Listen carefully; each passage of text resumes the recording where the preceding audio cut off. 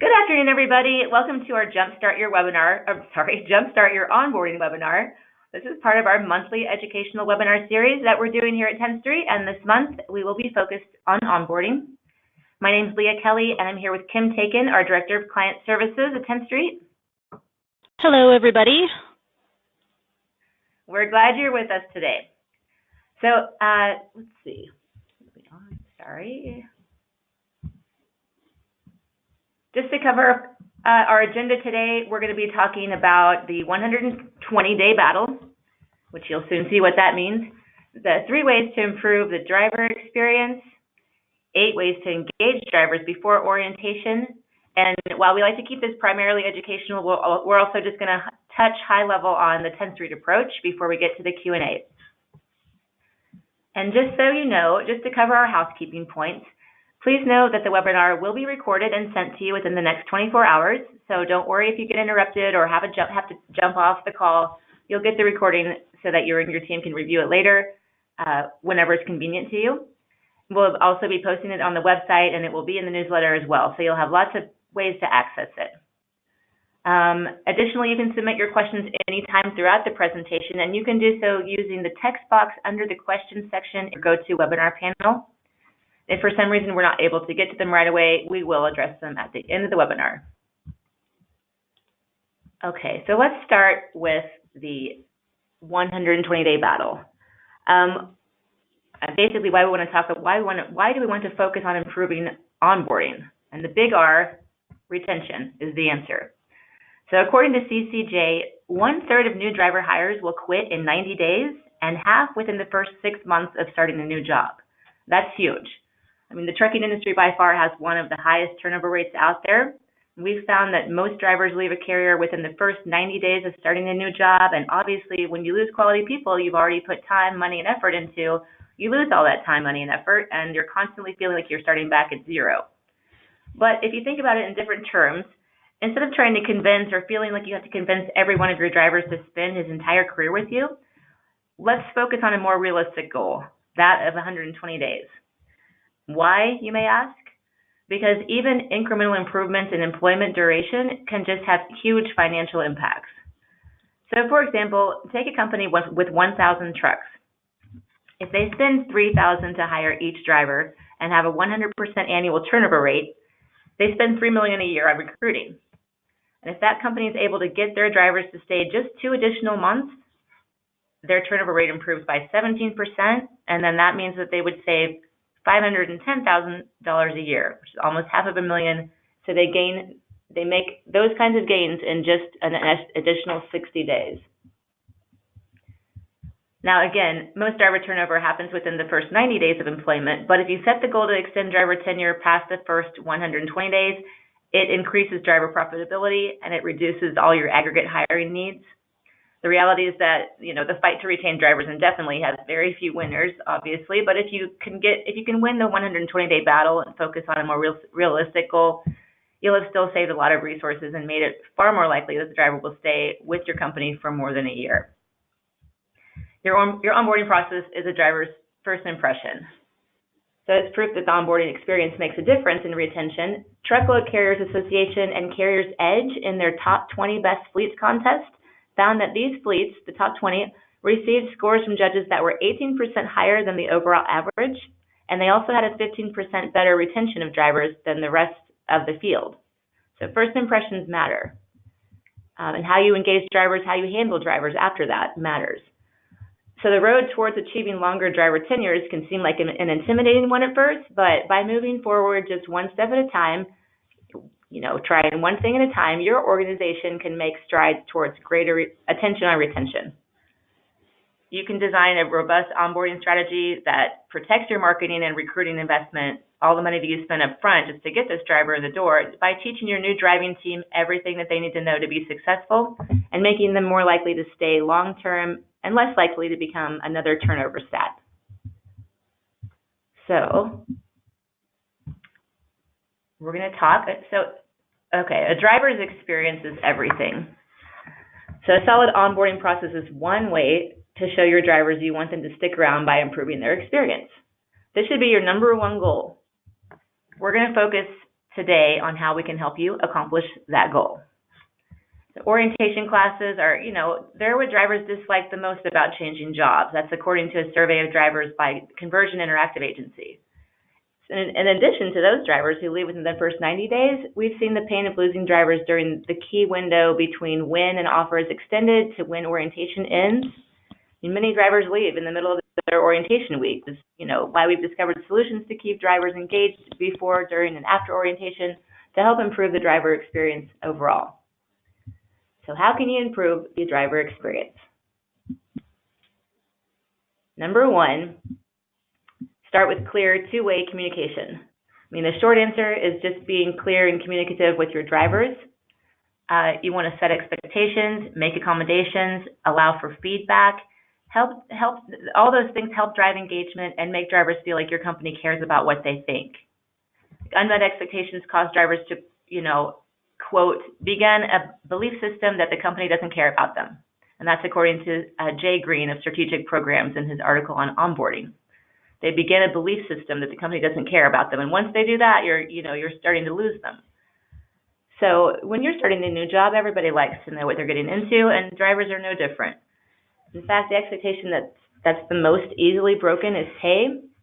So if they feel that the experience they were promised doesn't match the reality of their work, they'll quickly become dissatisfied and probably start looking for work at another carrier.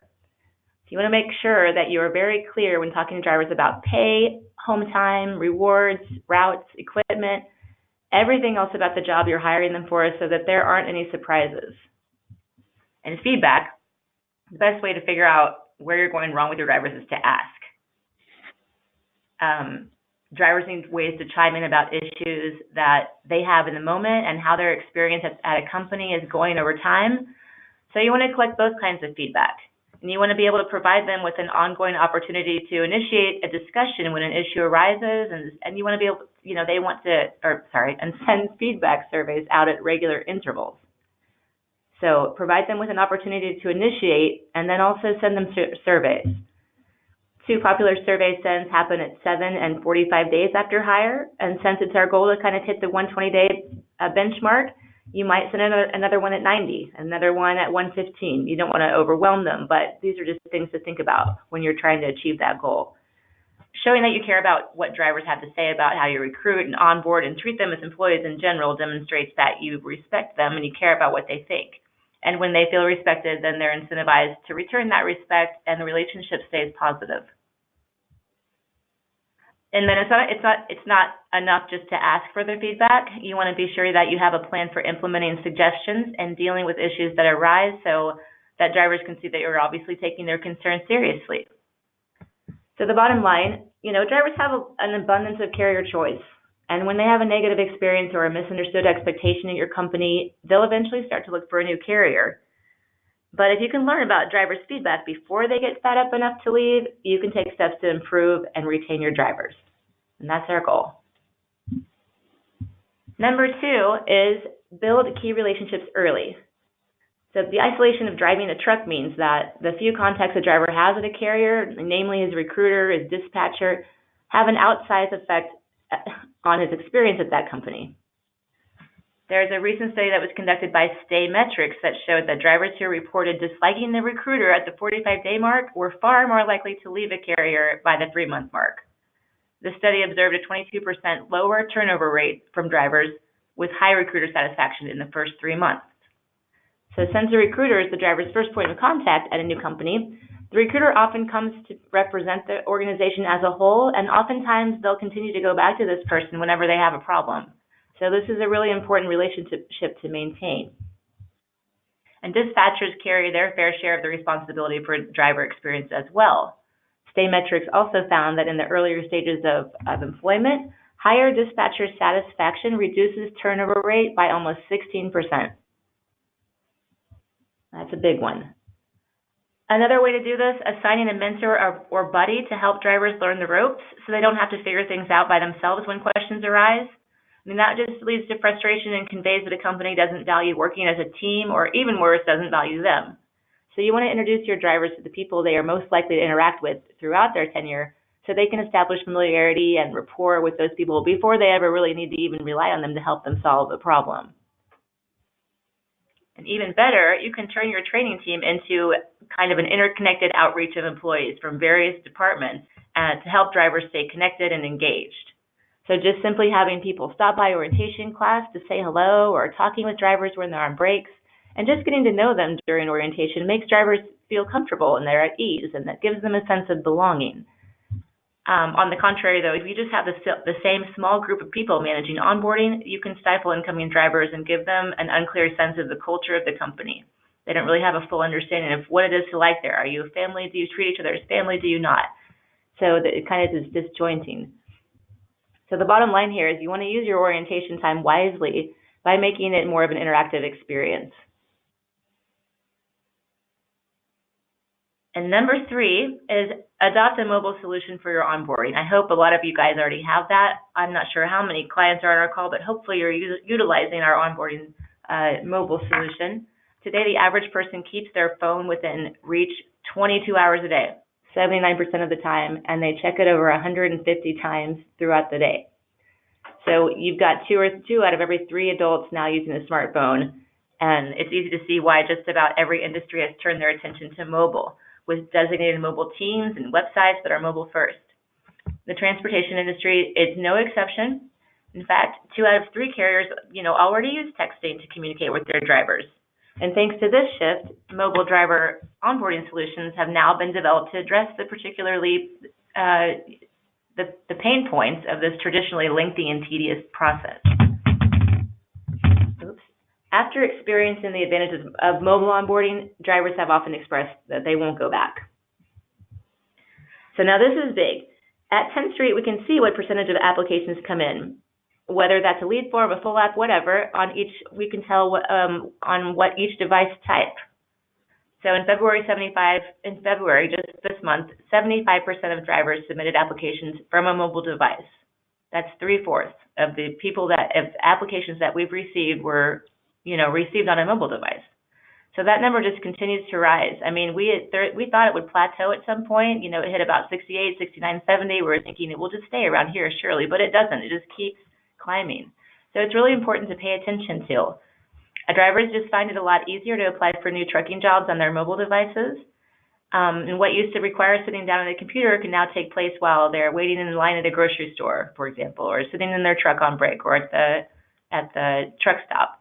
So simply put, carriers that don't have a mobile solution in place are really missing out. You're isolating yourselves from over 3/4 of the driver market. Another obvious benefit of mobile onboarding is that it opens a new line of communication between carriers and drivers. So rather than spending time to make the necessary photocopies of your, CDL or Social Security card or TWIC card, any other documents, drivers who have access to mobile onboarding can simply take a picture on their phone and securely upload those documents to a requesting carrier. And obviously they're around their smartphones a lot more than they're going to be around their desktops or laptops, and that's if they even own those at all. In fact, many drivers find themselves forced to use a truck stop or find a library just to gain access to a computer. But on mobile, obviously you have the internet at your fingertips. It's available almost everywhere. And if trends remain consistent, the number of drivers who prefer or require an onboarding solution through their mobile devices will only increase, meaning that the talent pool for carriers without one is just going to get smaller. So you want to really jump on this one if you haven't already. Carriers have often cited painfully long and redundant orientation sessions due to the varied preparation levels of different drivers. But a mobile onboarding solution enables carriers to be proactive about training their applicants before orientation even begins. By making training videos accessible to drivers on their mobile devices, drivers can arrive at orientation with a solid base of industry and carrier-specific training. Quizzes can also be used to ensure that every new driver arrives at orientation with their testing complete, making them that much closer to getting on the road. And then when each driver is showing up to orientation armed with knowledge, they're primed for a more meaningful experience, and they'll have more time. That's when you'll have more time to engage them in those key relationships that we were just talking about. So in summary here, adopting a mobile onboarding solution opens the door to a more technologically and mobile-driven driver market, as drivers more and more relying on their smartphones to replace the traditional landlocked computers. So being able to share documents, easily update applications, communicate directly with their recruiters in just a few clicks is easy, convenient, and it's preferred. It makes the conversion rates a lot faster as well. You get to interact a lot more readily with your recruiter, with your driver. And allowing drivers to train and test from their smartphone allows carriers the opportunity to save money and time on orientation, which just dramatically improves the experience on both sides. So at this point, I want to pass it over to Kim. Kim's going to show you how you can engage drivers before orientation even happens. Great, thanks, Leah. So we're going to talk about the 7 ways to engage drivers before orientation. So the first item on our list is going to be to employ online checklists. We're going to start by keeping a running checklist of the onboarding processes for drivers and recruiters or processors to work through together online. This keeps drivers aware of the documents you require, any necessary testing, sequencing, travel details, and orientation expectations. These checklists can be updated in real time and keep both parties aware of where they stand in their overall onboarding. The checklist idea is kind of a newer idea, but it is pretty handy if the driver wants to keep track of where they are in the process, what they need to have ready to go so they can start orientation and get through quickly and get out on the road. So it's kind of a new thought process, but it's pretty cool and an easy way to get organized. The second item on the list is going to be having the ability to quickly correct application errors. So both the DOT and FMCSA have regulations around driver application data. They have a system in place to ensure compliance. Have a fail-safe method that easily identifies any gaps in the driver's employment history and make it easy for the driver to quickly make corrections to their application, sign drug and alcohol releases, as well as get an updated application and signature. Recruiters and processors also spend a lot of time validating application data, mainly because over 90% of the applications contain discrepancies. In most cases, it's not because the applicant has falsified information intentionally, but rather the driver changes jobs every 6 months on average, and a lot of the details can be forgotten after a few years of driving. I'm sure we're all used to that. Certainly when we're going through these applications and we're trying to get all of the I's dotted and T's crossed, we find that there's a lot of errors, and just a lot of it is due to switching jobs and not remembering the dates when they were at these jobs and so forth. So it can be frustrating on both sides, but if you have something in place where the driver can easily make these corrections, it makes the whole process go faster and it's less frustrating for both parties. The third item we're going to talk about is automating every stage of the onboarding process. The onboarding process includes tracking drivers at every stage, training, testing, and even transportation to your location for orientation. Many times this is done with a combination of spreadsheets, calendars, and certainly headaches, but you can save yourself a lot of time with an automated solution that frees you up, puts an end to human error, and easily reports results so you can focus on more meaningful tasks. When you have an automation in place to take care of the tedious or repetitive tasks, your recruiters and processors can respond 20% faster to applicants as they have more time to focus on the driver's unique needs. So I've definitely seen that happen over my tenure here and certainly back in the days when I worked for a carrier. If you can automate a lot of these things, it can really save time and you can process more people to come into your orientations. So the fourth thing we're going to talk about is put paperwork and training online. Now this one is my favorite one. On-site orientation, all these people coming in for orientation, it gets really bogged down with all these tasks that you have to complete once the driver shows up at your location. There's tedious paperwork, which often requests the same information that the driver already provided in his application. So he's having to sign things, read data, enter anything, forms in with his pen, and it can be a real pain. And putting paperwork and training online conserves driver and carrier time, letting forms be filled out electronically before the driver even shows up at the terminal. All kinds of paperwork, including tax forms, company-specific documents, they all can be completed on a mobile device, tablet, or computer. We can also think about videos and taking tests and training type of things. Those all can funnel into this type of online training program as well. One of the things that I recall, I worked at a big carrier, so our orientations were usually at a minimum, 50, 75 people a week we were bringing into orientation. And literally the first day, 2 days was all spent sitting down and filling out paperwork, and then watching videos, taking tests, and that time could really be used for better things. I was at a flatbed carrier, so after all the paperwork was done, we had things to do like load securement training, we had tarping training, we had road testing, we had backing testing.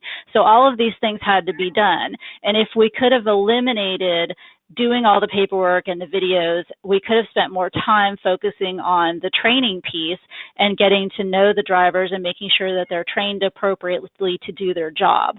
So this is just a real huge thing in my eyes. So capturing and validating driver information, of course, is crucial to streamlining the onboarding process. You're removing the handwriting issues as well, because sometimes handwriting is not so legible, and you have to go through and try to figure out what they were putting on the form and try to translate that, and sometimes redoing things, and it all takes a lot of time. Doing the training or the forms prior to them coming to orientation just gives you the ability to start right out with the important things so the driver can learn about your company and learn the people that work in your organization and really understand things before they hit the road rather than sitting there and filling out forms. So it really is a great convenience. So number 5, we're going to talk about simplifying document providing.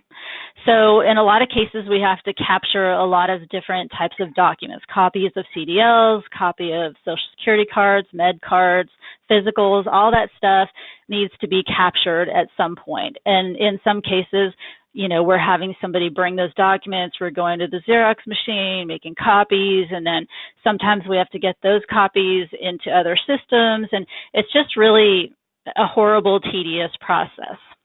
If you could get those copies electronically and have them funnel right into the system you're working in, then that frees up a lot of time. And with the technology today, people can use their mobile devices and they can take photos of these documents, and it makes the process a lot quicker. You take a photo, it can upload right into the system, and then there's no standing at the copy machine and trying to work through all of that business and then uploading after you get those copies.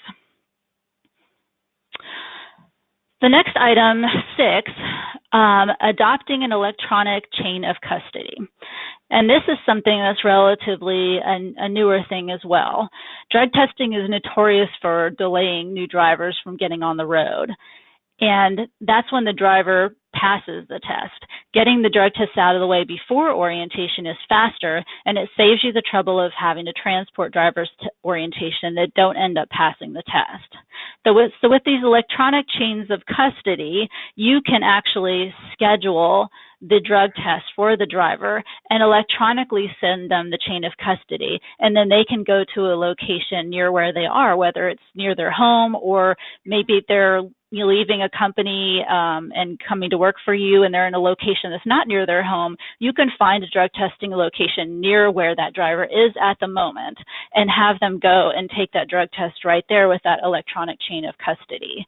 And it makes the process a whole lot faster, and it's a breeze. And so it's really cool technology that's coming out where you can have the option to do this. So that's definitely something you should look for. The next item we're going to talk about is Greyhound. So a lot of companies use Greyhound to get drivers from their home or another location into their location so they can go through orientation and get started with your company. Once the driver passes their drug screening, you can quickly schedule a bus ticket using electronic Greyhound ordering. You can get the drivers to orientation without actually having to deal with all of the paperwork and go online and go through the process online.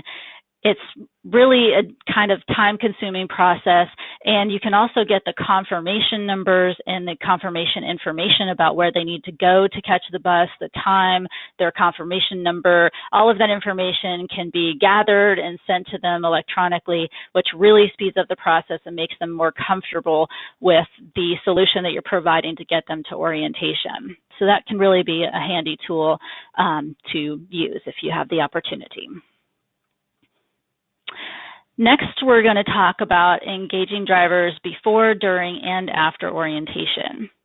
A great onboarding process gives your drivers all the tools and all they need to know to be successful at your company. As we talked about on our last slide, offering a mobile onboarding solution allows you to free up meaningful time for other activities and accelerate productivity and engagement within your organization. Keep in mind when you hire experienced drivers, they've been through so many orientation classes and oftentimes dread coming to orientation. So if you can make it simple and engaging and more personable, then the driver's really going to appreciate that and feel welcomed. Being able to do the heavy lifting of onboarding in advance is a huge savings of time, which we've talked about. But most important to know is when you're working with these soon-to-be employees, whether they're positioning themselves for success when they start new jobs, engaging before the onboarding process gives you the visibility to track who isn't completing the steps. And so when somebody is engaged in the process prior to coming to orientation, you know that that person's really looking forward to coming to work for you. If they're not completing those tasks, that could tell you something, that maybe they're not so engaged in coming on board, that they may not show up, and that can give you some insight as you're working through that orientation process. A good onboarding solution encourages requests for help.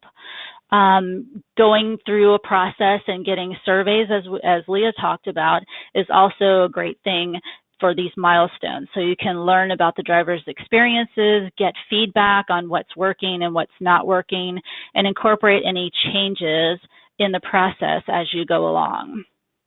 Again, we talked about popular choices as far as surveys go. A 7-day, 30-day, 45-day, and 60-day follow-ups are often used. I think it's a great tool, really, to understand what areas of the company are really working well, and maybe there's some areas that aren't working well. And if you're getting that feedback, then you have the ability to make changes to those areas and maybe prevent people from leaving by solving those problems. So Leah, I'm going to turn it back over to you at this point. Okay, great. Thank you so much. So basically, we hit on the 3 points. Just in summary, we hit on having clear communication with your drivers and setting expectations and giving them an opportunity to give feedback along the whole road down. We talked about developing key relationships and then having a mobile solution. And then Kim went through different ways that we can engage drivers before orientation even begins so that you're able to do those things, meaningful, communicate clearly and have those key relationships. So, in case you didn't know, 10th Street does onboarding. And we often hear from our carrier clients during site visits that they aren't aware that we even have onboarding. So I just wanted to take a quick minute before we get to the Q&A to give a high-level view of our onboarding solution.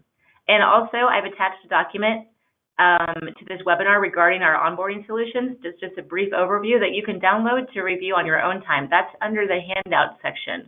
You should be able to click on the handout section and you'll see the document there, and that just will give you, that way you can just, research and review on your own. So just to, like I said, high level, we've got our Driver Pulse mobile app. This is a driver-facing app that offers transparency to the candidates. It keeps drivers more engaged throughout recruiting and onboarding. You've got their confirmation tele app. This is the thing that Kim was talking about. You want to fill in the application gaps really easily and get those full, complete applications more quickly and more easily. Any employment history gaps, it's gonna see those and make it really easy for the driver to correct. Pulse MD is our electronic chain of custody solution that just is going to remove all the paperwork and the waiting from the drug testing process, and it also gives you the transparency that you would need to see at what stage is this driver in this process. Document uploader, obviously just what it sounds like. It gives the candidate the ability to take photos using their smartphone to capture images of their CDL, their social security card, their medical certificate, anything like that, and you can request them. They can just provide them. It's a two-way communication. Forms capture and training, that is also an obvious one. It just allows forms to be captured online. It leverages data that's already captured in the application recruiting process, so they don't need to rekey anything. It validates the forms are completed correctly, and then it uploads those forms right into Express. Greyhound we've got an integration with Greyhound, so it's simplified the whole process. You don't have to go to the website anymore, the Greyhound website. We've got a built-in integration that's really simple and straightforward to use, and you can buy tickets in just a couple clicks, and all that information is delivered to the Driver Pulse app that the driver is using to, complete all of these different things. The forms, the document uploader, the confirming his Intella app, all of these things the driver is able to do from Driver Pulse, Greyhound included. And issues and surveys as well. Issues and surveys is what it sounds like. It was created with retention in mind, actually, and it offers drivers an easy way to report issues and then complete satisfaction surveys. So now it's your turn. So what kinds of questions do you have for us?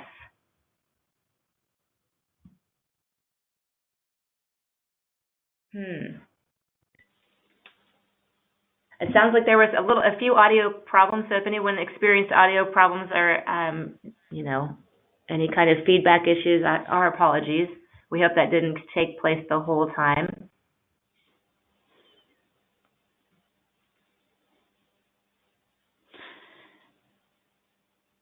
In case you wanted to ask a question, there's a little box over in the control panel where you can type a question in, and then we can go through and answer the questions for you.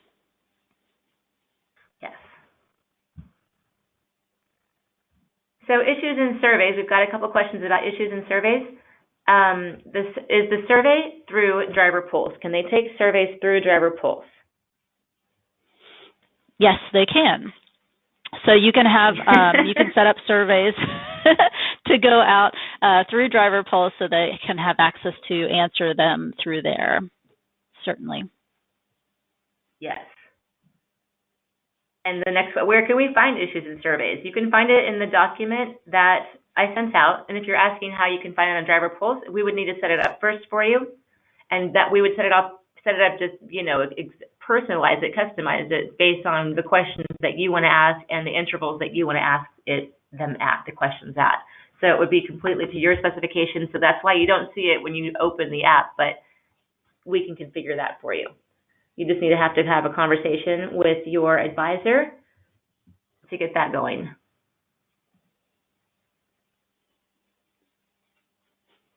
If the driver doesn't have Pulse, how can they send their forms?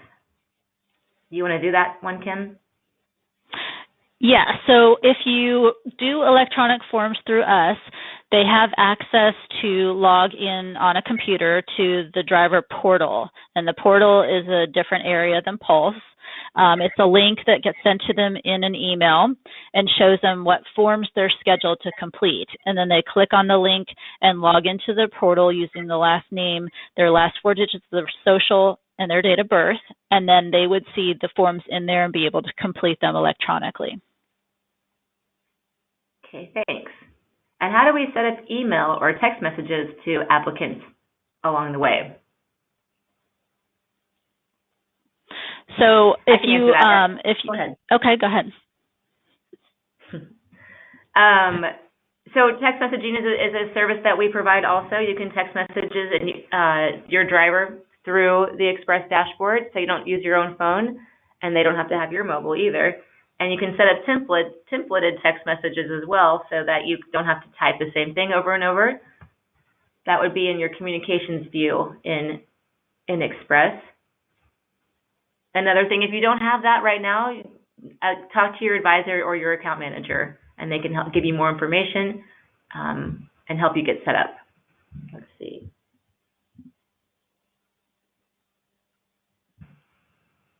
Do you have an online checklist available? And I can take that. That we do. Yes, we do. That's through Driver Pulse, and that also is a configured thing that you would want to set up with whatever you want to have on the checklist. And it can be a recruiter-facing checklist and a driver-facing checklist, so that both people can see where in the process you are, who's next, who owes who what, who's responsible for which pieces, and just to make sure that everybody's staying on the same page. So that's a yes. And let's see.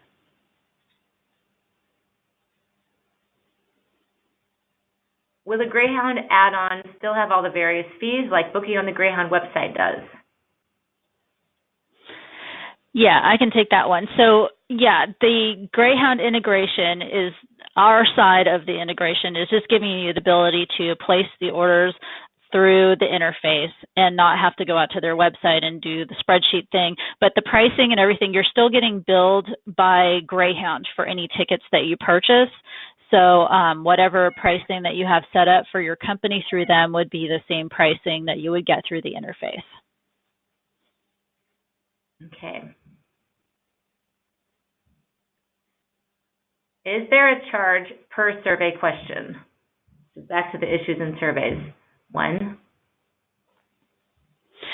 Yeah, so you can, if you decide to set up the issues and surveys module, you can set up as many surveys as you want to. So when we're talking about the 7-day, 14, 60-day, or what have you, you can have different touch points, let's just call them, and each touch point can have a series of questions that you would want to capture at that touch point. And so you can have as many different surveys as you want to, and you just have to come up with, what you want to call it and what the questions would be, and then we can set that up for you. Okay, and then to follow up on the texting message, the text messaging question, the question is where do those messages show up on the applicant side, and that depends. If you want to text them directly, you can. They would opt into the they're accepting on the application if they want to be able to receive texts from you. So once they opt in, they can get text from you right onto their mobile phone. However, you can get free messaging through the Pulse app, and you can give them a Pulse message, at no charge. So that way nobody's incurring any texting charges that may happen. I know that happens with some service plans. So Pulse would be preferable, but if you did want to stick with texting, you could do that as well, and it just shows right up on the driver's phone. Let's see. Can an application for employment be filled out after employment drug test, or does it have to be? Does the drug test have to be done afterwards? Can you be better at that question? Yeah, I would suggest, getting the application first, because you're going to want to have the opportunity to see what their experience is like. You're going to want to have an opportunity to run some background screening reports and such before you even get to the point of doing the drug screen. So I would say, in my opinion, it would be best to get the application first before you try to go further in the process to do the drug screening. Thanks. And on the drug screening, can they get drug results from HireRight via 10th Street? Not today, but we're working with 2 partners on the drug screening program at this time, and we'll be looking to expand that in the future, but right now, not through HireRight. Yes. Okay. And it looks like we're winding down in the questions. The great questions, though. Thank you so much for sending those in. And don't forget, you can download your handout to learn more about all of these services, and then talk to your advisor, your account manager, or anybody to get it set up. I'm going to wait one more little bit. The training videos questions. If they want to push training videos out to drivers, how are those going to be submitted? Do we need a certain format? And do we email those to our account manager at 10th Street? Okay. Yes, you would work with your account manager. We have a file that they can send you that has all the different types that we accept, but they're going to be MP4 and .mov and basic file formats like that. And I think that's it. But, okay. Well, you guys, thank you so very much for joining us. I know your time is valuable, and we really appreciate you spending it with us. You'll receive a copy of this webinar, too, and you can receive I can include the handout as well. And let us know if you have any further questions. We thank you so much for your time. We look forward to seeing you at the user conference if you're attending. That's right. We'll see you there. Thanks, everybody. Have a great afternoon. Bye.